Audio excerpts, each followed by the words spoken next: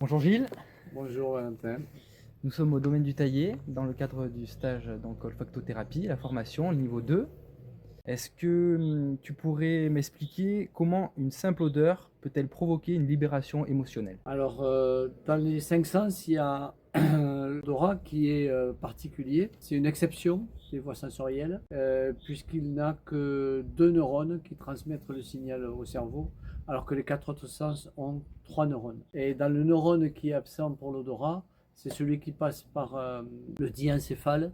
Et le rôle du diencéphale, entre autres, c'est d'étiqueter toutes ces informations qui apparaissent au niveau de l'odorat et enfin, des autres sens. C'est ce qui fait que quand on regarde un mur blanc, même sans se demander quelle est la couleur du mur, on pense automatiquement blanc.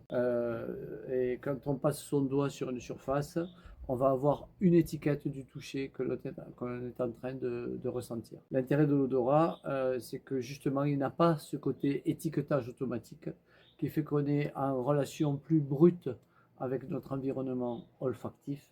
Et du coup, ça nous permet de ne pas mentaliser et ça nous permet d'accéder beaucoup plus facilement à l'inconscient, aux émotions et à l'intuition. Pourquoi certaines odeurs nous bouleversent-elles sans qu'on comprenne pourquoi? Alors, il y a deux réponses à cette question.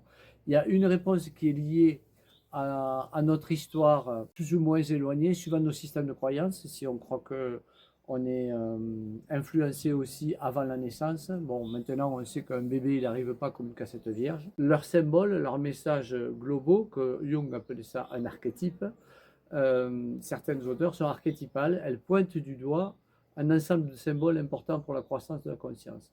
Et ça, suivant comment on se positionne par rapport à ça, on est plus ou moins en conflit avec ces archétypes et les odeurs révèlent ou pas ces conflits.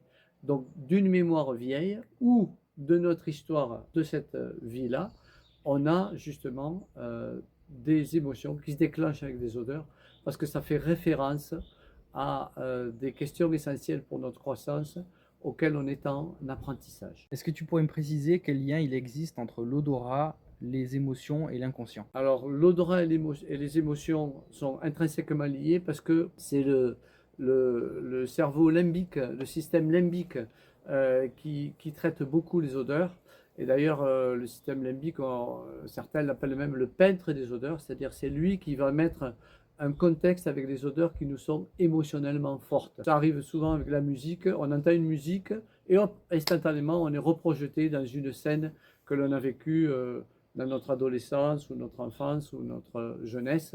Eh bien, avec les odeurs, c'est un peu pareil, c'est un peu l'effet Madeleine de Proust aussi, hein. C'est-à-dire qu'une odeur suffit à déclencher une émotion qui était plus ou moins refoulée dans l'inconscient et qu'elle réémerge avec un souvenir et tout un contexte.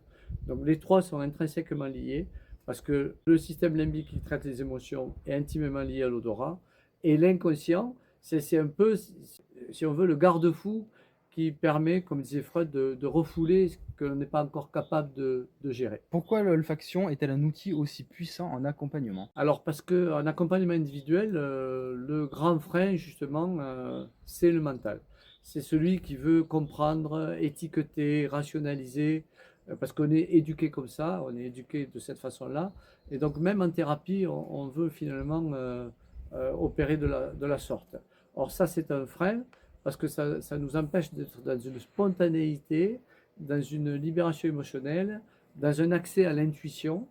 Et les odeurs, quand on utilise les odeurs, eh bien, on oblige le cerveau justement à accéder à ces leviers qui permettent de lever le frein du mental, Hmm. de contourner le mental. Alors on va parler un peu d'olfactothérapie. J'aimerais qu'on puisse vulgariser sans simplifier. Qu'est-ce que l'olfactothérapie? Alors l'olfactothérapie, on la range dans la catégorie des psychothérapies brèves et corporelles, psychocorporelles et énergétiques, puisqu'on utilise aussi la vibration des huiles, pas seulement leurs odeurs. Donc c'est une thérapie qui dure moins d'un an, en raison d'une à deux séances par mois.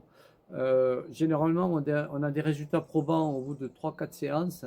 C'est assez rapide, justement par l'effet turbo des odeurs. Et ça aide le consultant à mieux se connaître, à mieux s'aimer et à être plus en paix avec lui-même et avec le monde. Donc c'est un cheminement que le bouddhisme zen ne renierait pas pour être un peu plus en équanimité avec nos émotions, notre histoire et le monde comme il va. En quoi cette approche, elle est vraiment différente d'une thérapie classique? Alors déjà, elle est différente parce qu'il y a beaucoup de thérapies qui n'abordent pas le corps. Alors en olfactothérapie, il y a le toucher. Il n'y a pas que l'odorat qui est sollicité, il y a le toucher aussi. Et ce sont les deux sens les plus archaïques des cinq. Et en ça, c'est les deux sens dans lesquels on peut vraiment s'appuyer pour aller rapidement au causal de la souffrance des consultants. C'est en ça que, dans cette rapidité et cette efficience, que l'olfactothérapie se distingue. Et puis si on va plus loin, après, au niveau développement personnel et même spiritualité, c'est un mot que j'aime pas trop parce que c'est un mot fourre-tout, mais reliance à plus grand que nous, c'est aussi les odeurs qui sont un accès véritable à des potentiels cachés en nous et aussi à l'unité. Alors pour que les participants puissent se projeter un peu, est-ce que tu pourrais me dire ce que les participants viennent généralement chercher dans ce stage? Alors c'est très varié, il y a à peu près les deux tiers des participants qui viennent chercher une compétence professionnelle pour avoir un outil, une corde de plus à leur arc en tant qu'accompagnant individuel. Ça, c'est les deux tiers des gens. Et il y a un tiers des stagiaires qui viennent uniquement dans un but personnel parce ils savent et ils ont entendu dire par le bouche-oreille que c'est une transformation. Ce cursus, on n'en sort pas indemne, on est vraiment différent après qu'avant. Ça fait un peu pub, mais c'est la réalité, quoi. Il y a vraiment une page qui se tourne quand on fait le cursus en olfacto. Et ce que viennent chercher les personnes, c'est essentiellement d'être plus en paix avec eux-mêmes, avec le monde, et de moins souffrir, quoi. Et quelle transformation observes-tu le plus souvent chez les participants? Alors, les premières transformations que l'on observe dans le début du cursus, c'est une gestion émotionnelle qui est beaucoup plus écologique. On est moins victime de notre histoire et de nos émotions. On est plus acteur de notre vie, moins prisonnier de nos histoires et de nos comportements. Ça, c'est ce qui apparaît très rapidement. Et puis ensuite, c'est une ouverture de cœur et puis ensuite d'esprit qui permet de mieux réaliser qu'est-ce qu'on est venu faire en ce monde et de mieux s'épanouir, quoi. Et puis de se sentir utile aussi pour les autres. Pourquoi est-ce que ce travail peut-il avoir une importance, un impact, disons, aussi profond dans une vie? Ah, pourquoi là, il faudrait effectivement demander aux personnes qui l'ont vécu. Les témoignages que je reçois, c'est que les personnes, après avoir fait ces stages-là, se sentent beaucoup plus à l'aise dans leur vie, souffrent moins de choses répétitives, ont accès à une créativité qu'elles ignoraient parfois complètement, et surtout, elles ont donné un sens à leur histoire et un sens à leur existence. Et ça, quand l'homme, Jung avait très bien mis ça en exergue, c'est que l'homme a besoin de donner du sens à son existence pour passer au-delà des obstacles, au-delà des épreuves.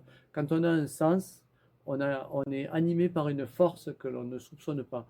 Et beaucoup de gens témoignent que la formation d'Olfacto les ont aidés à tout ça. Alors tu parles de libération émotionnelle. J'aimerais savoir pourquoi certaines émotions restent-elles bloquées dans le corps pendant des années? Alors, ben, parce que il y a une écologie de changement, une écologie de la transformation. Tout le monde n'avance pas au même rythme. Et quand il nous arrive des épreuves, des traumas, on n'est pas forcément capable de les gérer comme un adulte conscient, agissant d'une façon écologique pour que ensuite tourner la page et passer à autre chose.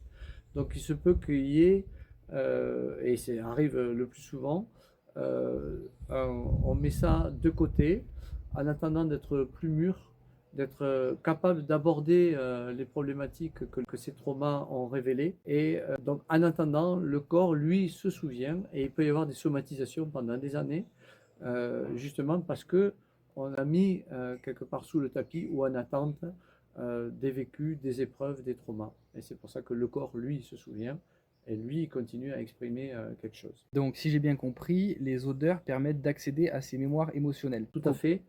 Justement, en court-circuitant le mental, l'odorat nous aide à accéder directement au système limbique et à cette mémoire émotionnelle qui est liée à notre histoire. Voilà, nos émotions sont liées à notre histoire. Et ces odeurs sont un pont privilégié pour y accéder. Pourquoi le corps réagit parfois même avant que le mental comprenne? Euh, il y a une intelligence instinctive du corps qui fait que parfois, par exemple, on ne se sent pas à l'aise dans un lieu et on ne comprend pas pourquoi. Parfois, on le comprend plus tard, mais c'est parce qu'il y a des antennes, on peut dire, on a des antennes subtiles qui nous renseignent sur l'énergie d'un lieu, l'énergie d'une personne, l'énergie d'une situation.